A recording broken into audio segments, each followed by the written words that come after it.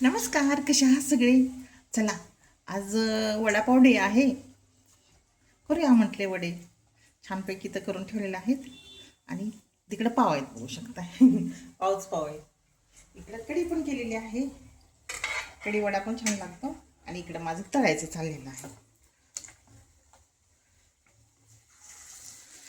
छान लोखंडी कढईमध्ये चालले तळायचं.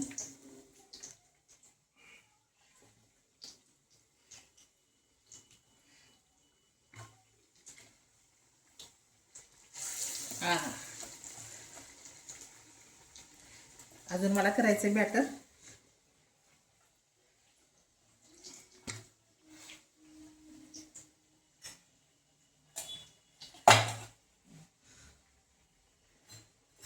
आणि मला खूप आवडतो वडापाव. आज वडापाव डेच करूया म्हटलं, साजराच करूया. मग करायला लागले. आणि मस्त मोठे मोठे ते छान वाटतात. आहा, आणि गरमागरम छान लागतं. बडा कढीसुद्धा खूप छान लागते वडापाव बरोबर. आणि मी करते, मला वाटली की नाही एखाद्या वेळेस करते. मस्त छान कढी केलेली आहे. पाव आहेतच तिकडं, तळून घेऊया.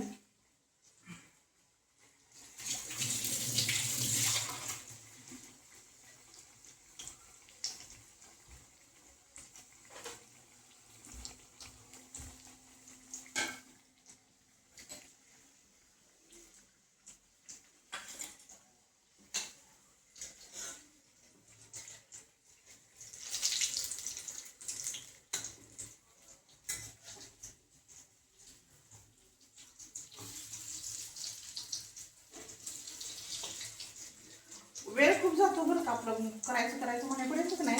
2 तास कसे गेले तेच कळलं नाही.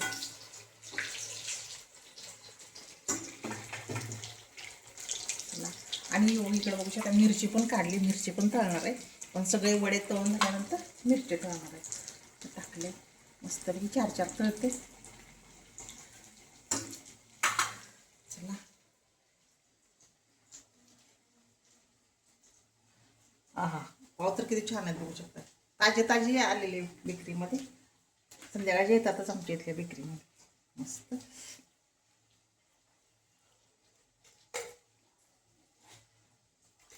आणि इथं घ्यायची आपली कढी.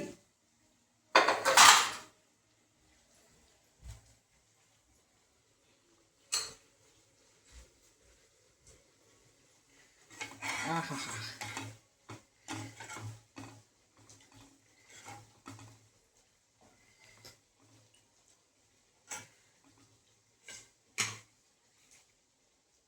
आता मिरची अजून तळलेली नाही.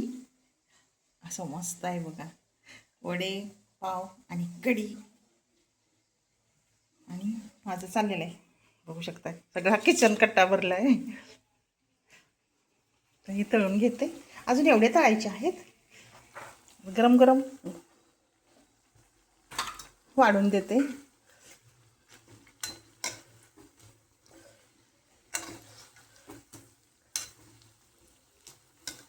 हा हा हा,